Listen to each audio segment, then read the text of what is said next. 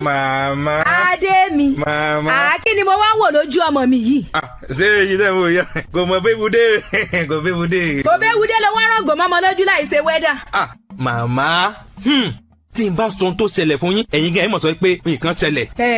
Ṣọlá ò lè ka nǹkan tó bá wà lọ́ọ̀kan kò lè kà dáadáa. Mo bẹ̀rẹ̀ sí ní ṣàkíyèsí eléyìí nígbà tí mo bá ní kí Ṣọlá ka nǹkan tó bá wà lórí tẹlifíṣàn. Ó lóun ò lè kà dáadáa, mo ní eléyìí ṣẹ̀ṣẹ̀ ṣẹlẹ̀ ni. Ó ní ó ti máa ń ṣẹlẹ̀ náà tipẹ́. Kódà ní ilé ìwé àwọn tó olùkọ́ bá ń kọ nǹkan sórí pátákó òun ò lè rí kà dáadáa. Mo ní ó ti á sọ fún mi. Àfihàn mo ní ọ̀sán lọ́dọ̀ dókítà. Nígbà mo dọ́dọ̀ dókítà màmá tí mo rí ó ká mọ̀mọ́. Wọ́n ní kí Ṣọlá máa ka nǹkan lọ́ọ̀kan báyìí kí Ṣọlá ò lè rí kà dáadáa. Mo ní Ṣọlá. Dókítà bá sọ pé ìgò ni ó gbà. Mo ní ìgò bó o lọ́mọ ọdún mélòó. Dókítà sọ pé tó bá ti dọ̀rọ̀ gò ní ìsinmi ọjọ́ orí ò mọ̀ ní nǹkan parẹ́. Àwọn ọmọ ọdún kan máa ń gbà, àwọn ọmọ ìkókó máa ń gbà, àwọn àgbàlagbà máa ń gbà. Tí wọ́n bá sà ti lọ rí dókítà tó ń rí sí ètò ojú, mo gbàgò ni. Ọmọ wa ga báyìí o. Èmi ò mọ̀ pé n tó ti tó yìí ò ní. Ọlọ́run tiẹ̀ ti wá ṣe nìyẹn ńgbà tó ti wá mú ọmọ mi lọ yìí. Dákúnso rántí ọ̀rẹ́ mi tájọ mọ́ ń jáde tájọ mọ́ ń lọ sóde ọ̀rẹ́ mi tó ń gbé lẹ́yìn ilé wa ńgbà tó ṣe kékeré. Ìyá Bílíkì kan. Ọmọ rẹ̀ bí ọmọ ọdún mẹ́wàá kan náà ojú náà ń yọ lẹ́nu. Ojú yìí tẹ̀ mọ́ ń sẹ́mi pòròpòrò báyìí ni àmọ́ kókó tó mọ̀ lójú títí ẹ. Màmá, dókítà tó ń rí sí ọ̀rọ̀ ojú àwọn ọmọdé, àwọn ni wọ́n lọ rí. Àwọn ọmọ sí ọkọ mi o, ó bá ọmọ ọ̀rẹ́ mi náà lọ. Mo lọ àmọ́ rẹ̀.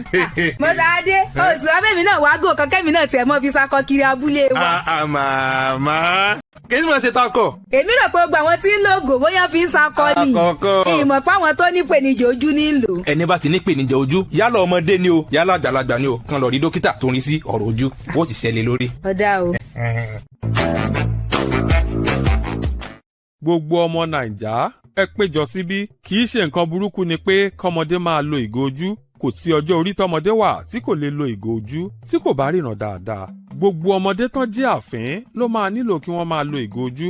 Ká sòótọ́, ọmọ tí wọ́n sì ń fún lọ́yàn lè nílò ìgò ojú. Wọn ò kéré jù láti lò ó. Ọmọdé èyíkéyìí lè nílò ẹ̀. Ìgò kì í jẹ́ kójú jì sínú, kì í dẹ̀ jẹ́ kójú túbọ̀ bàjẹ́. Tọmọdé bá ń ṣàròyé pé òun ò lè rí nǹkan tó súnmọ́ òun jù tàbí tó jìnnà jù, ó lè jẹ́ pé ọmọ náà nílò ìgò ojú ni.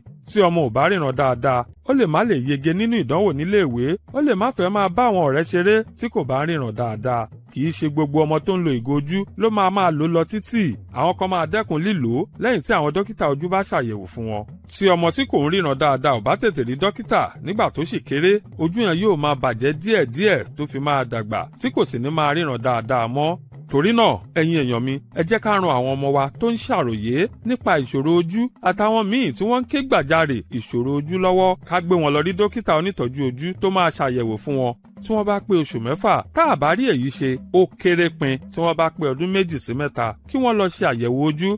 Nípa bẹ́ẹ̀, dókítà ojú yóò ti ṣe àyẹ̀wò gbogbo nǹkan láti rí wípé ojú wọn dúró re káwọn ọmọ wa lè dàgbà di ọkùnrin àti obìnrin tó máa tọ́jú wa lọ́jọ́ ogbó. Ìkéde yìí wá látọ̀dọ̀ Restore Foundation fún ìríran ojú àwọn ọmọdé, àjọ tó ń dáni lẹ́kọ̀ọ́ tí wọ́n sì ń ṣètọ́jú ohun tó ní í ṣe pẹ̀lú ojú. Tẹ́ ẹ bá ní ìbéèrè nípa ọ̀rọ̀ tá a sọ yìí àtàwọn ìpèníjà ojú míì fáwọn ọmọdé, ẹ pè wọ́n lórí 0906 610 6308 tàbí 0906 511 7712.